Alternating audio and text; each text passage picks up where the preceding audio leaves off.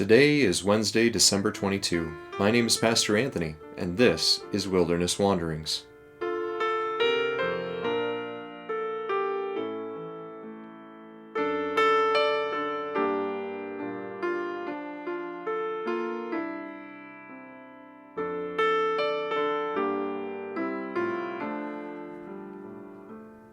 Today our text comes from Luke chapter 2. And there were shepherds living out in the fields nearby, keeping watch over their flocks at night. An angel of the Lord appeared to them, and the glory of the Lord shone around them, and they were terrified. But the angel said to them, "Do not be afraid. I bring you good news that will cause great joy for all the people. Today in the town of David a Savior has been born to you. He is the Messiah, the Lord. This will be a sign to you. You will find a baby wrapped in cloths and lying in a manger." That's Luke chapter 2, verses 8 through 12. There is another take on the housing crisis in Bethlehem than just the standard "no room in the inn" line. Well, there's actually a few different takes on it, but one of them involves the hospitality of shepherds and is drawn from these verses. So I'll tell you that one. It goes like this. The reason there was no room for Joseph and Mary had nothing to do with how many rooms were actually available. It was solely about the social scandal that was Mary's pregnancy. What self-respecting Jewish family would take in this man with the knocked-up girlfriend? As Mary began to show, it became unavoidably clear. Joseph and Mary were actively living in sin. And sexual sin at that, the worst kind.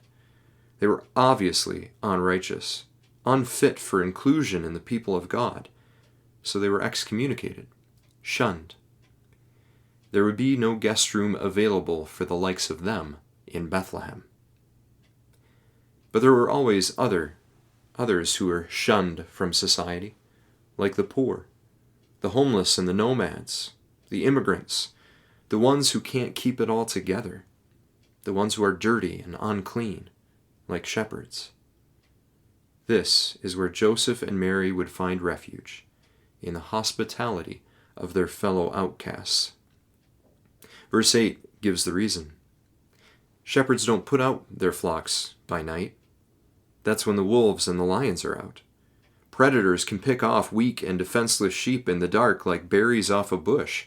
How are you going to aim your sling if you can't see the danger? You might as well give your flock away. But what if the shepherds had given up the cave where their sheep were penned this night, because they still had the dignity to offer a costly hospitality to a young couple in need? The townsfolk of Bethlehem weren't willing to risk their reputation on these outcasts, but the reputationless shepherds risked much more. Their very livelihoods. These humble outsiders were willing to humble themselves for the sake of a neighbor in need.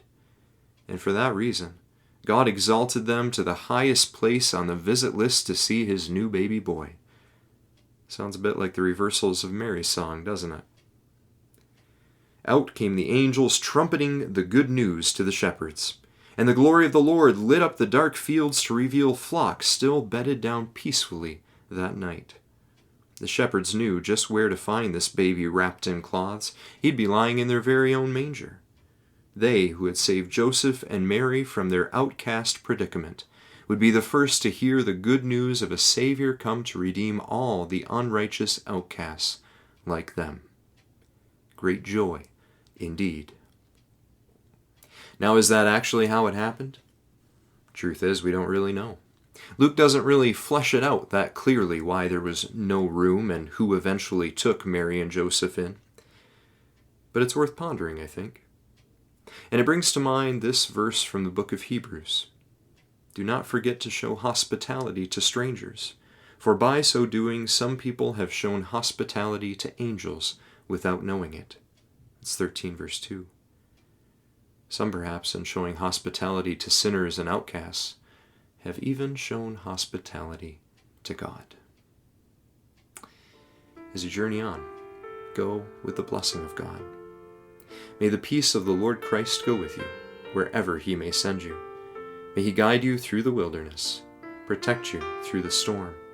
May He bring you home rejoicing at the wonders He has shown you. May He bring you home rejoicing once again into our doors.